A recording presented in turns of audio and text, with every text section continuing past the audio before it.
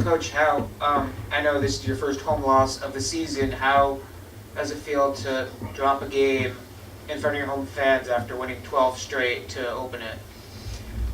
Um, well, I felt bad for uh, our fans, felt bad for our team, but I'm not surprised. I think that we were poised for that. It's been the way they've been practicing and the stress of the games that we've been playing. We should be playing far better than what we have been, so I'm not surprised. But hopefully, uh, it it was a wake up call. It is a wake up call. It should have been a wake up call to Purdue, and maybe we are dealing with the reality of what we really have got to do. I know that you've now lost 3 out of 4, including dropping 2 for the first time all year, 2 in a row for the first time all year. So obviously, what have you see? So like all the things that have caused you guys to lose over the last few games, how have you tried to work on that in practice, and how is that translated to results on the court? Well, I think you said the first thing. What I was saying is that I would have bet money that we would have lost the game because we've been not focused practice-wise. We have not been focused, not doing what we need to do in practice, and that's where it starts. And that means that we've all got to commit ourselves a little bit more. And I'm not surprised. That's all I need to say. What exactly do you mean when you say you're not doing what you're supposed to do during practice? Focusing, working hard, executing, running through cuts, focus on the defense. You don't understand what I'm saying, right? Yeah. It's the small things. It's the preparation that we've got to have. I think that we mean well. We know we can verbalize what needs to happen. I think that we were a bit immature and not appreciative enough of each other in terms of what we have to do for each other in order for us to be a successful team. And because sometimes you win and you keep thinking maybe that we're invincible and it can't happen, that we're going to lose. It's a state of mind. But as coaches, we look forward and try to give warnings and try to set the tempo of practice with the expectations of what needs to come out of those practices based upon the games we have coming up. Because it's almost hurtful to it's like if you were a parent and you kept telling your child don't touch that stove because you can see that there's a flame. You understand that? You can relate that? Yeah. And that kid sticks their hand out there and the kid gets their hand burnt. Then you feel bad. But you kept telling that child, don't touch that flame because this is what's going to happen. We have been fully aware. I know that in my heart, I know that we're working as hard as we possibly can as a coaching staff to prepare this team as best we can and to also give the warnings. And so what we're hoping to do is that we appreciate those warnings. And it's that stove that doesn't need to be touched to win the games that are winnable, not the impossible. Because we don't want to cry at the end. We want to be a certain place. And that means that we need to be in the NCAAs. And the only way you're going to do that is we have to be impressive with the wins that we have. We were in a great place about a week ago. And then we got something happened, let's say it like this. And we began to lose our focus in terms of what we need to do. And how do you think you can try to fix all those mistakes going forward? I I can't be sure. I think that more than half of it is going to come from the commitment. I can set things up, and we can, as a staff, design things. But this team has got to return to basics, and they've got to be totally unified in what we're doing.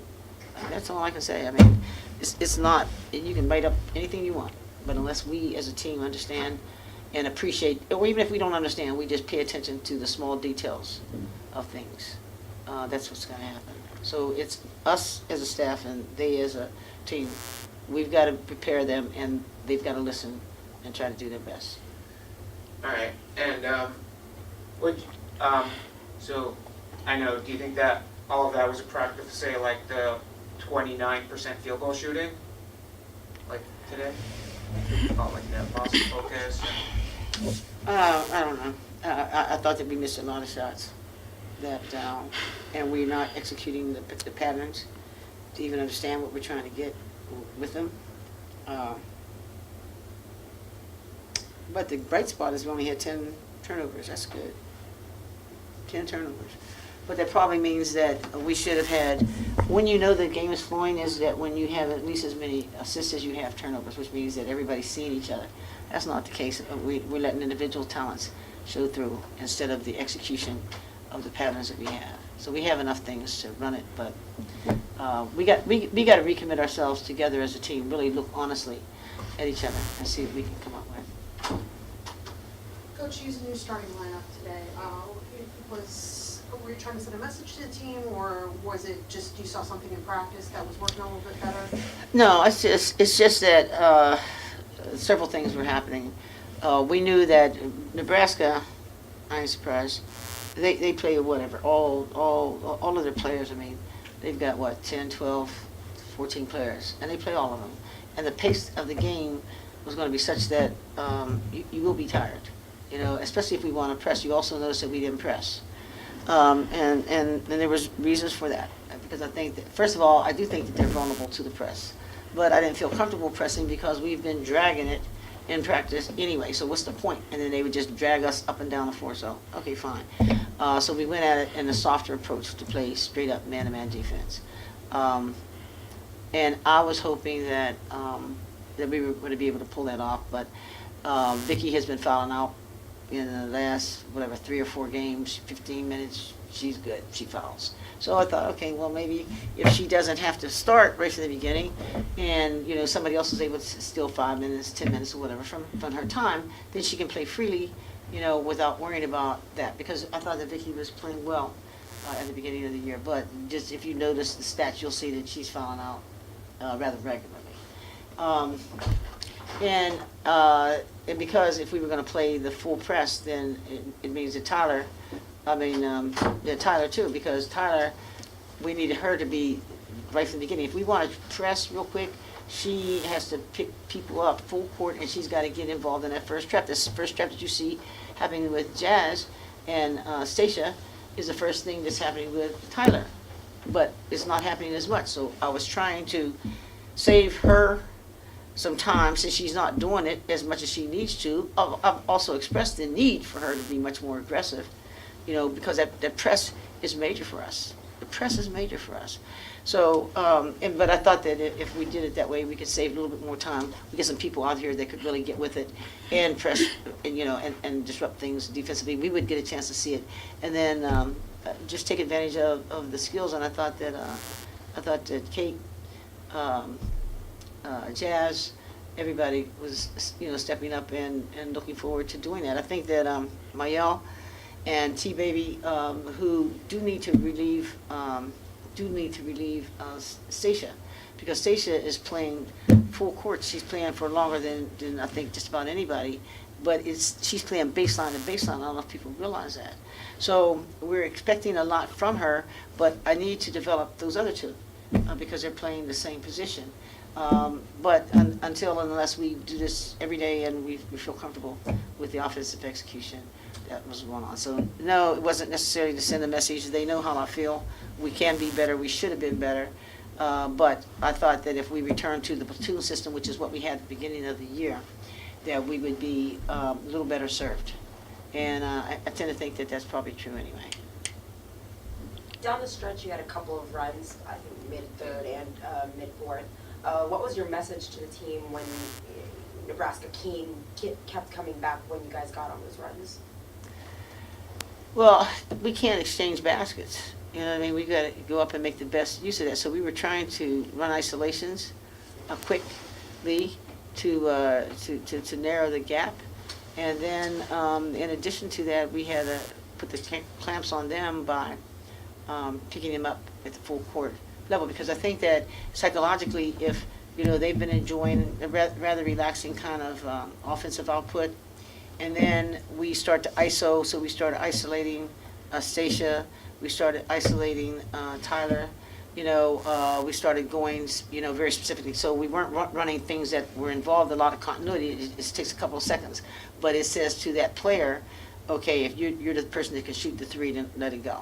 If you're the person that can isolate and get to the rim, that's what it was all about. So we were trying to do that, and our statement was that we just had to tighten it up and not allow them to be free. But I thought that Nebraska, all credit to them. I think that they deserved it. They felt bad about what happened last year.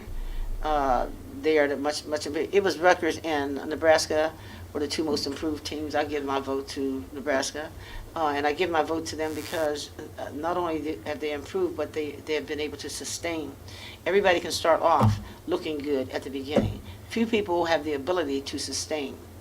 Most people fall off along the wayside long before they get to the ultimate.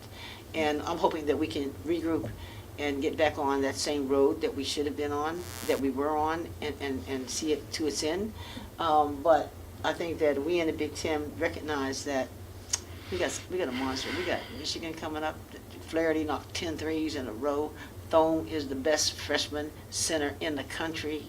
I do know what's going on here with them. We haven't even touched Maryland, and we haven't touched Ohio State. We got Indiana. This is a monster, and what our hope was that we would stay focused, really group, and then work that much harder in what we have to do. But foolish people think that they've arrived, and they let their guard down. You let your guard down when you don't focus on what you do need to do, and you come in and you think that Shazam, here I am, and I hear a little bit here and hear a little bit there, and this was bound to happen. So I'm not surprised. I don't know if it's too late, and I hope that it's not. That's what we're going to work on, hopefully, with the people that are focused and now realize how serious this is. Questions for KK? Well, I mean, I guess how frustrating was this loss to you? And like speaking from now, we heard a lot from your coach, obviously, but how was it like to hear, like speaking from the point of a player? How frustrating was this loss for you? It's definitely always frustrating losing at home, especially because we were on a 12-game winning streak at home. So you always want to protect home court. But like Coach said, the team collectively just needs to, bounce back and regroup to where we have been. I could admit that we have lost focus, and we just need to, take this as a learning lesson and really buckle down and get to where we were, get back to where we were. And that's just all going to start in practice. So that's what we're looking forward to doing, and just preparing for the next game. All right, and I know Coach mentioned that you guys have a really tough stretch coming up. How are you going to use these losses to motivate yourself to do well, especially when you have to play super well if you want to beat these teams? Well, definitely watching film, just knowing where our lapses are and, where our weaknesses, where we breaking down offensively and defensively, and just being able to adjust and, improve in those areas so we can be prepared for the games ahead. What do you think as a team you could have done, though you could have improved on most during this game, you could have done better at most? Definitely shooting the ball. We shot 29%. You seldom going to win shooting like that. I mean, we had shots, we didn't make them. I think we were kind of stagnant on offense, should have moved the ball a little more. We only had 6 assists, so, finding people like Coach said. And that's pretty much it, just executing on offense. I think that's what where we failed today. Well, in the Penn State game, they had 18 offensive rebounds. They had a chance to get 36 extra points. Now, look at this stat right here again. Rebounding, yep. 29 to 40. That'll tell you something right there. That'll tell you something right there. So when you're not rebounding well, then you're going to shoot tentatively. When you rebound, then you're going to shoot with a great deal more confidence because you know that you're going to get a second and third opportunity back. Does that make sense? Mm-hmm. So it all has its effect. We have not been rebounding. We've counted on somebody else to do our work. And these guys, all credit to them, they're blood and gut players. They're blue-collar workers. They're not silk suit players. They're going to get in the mud. They're going to box it out. They're going to rebound. They weren't tired. They're going to keep going. And that's where we've got to have a different mentality. And that's the long story short. We got to learn Who are our friends and who's stealing? Who's stealing?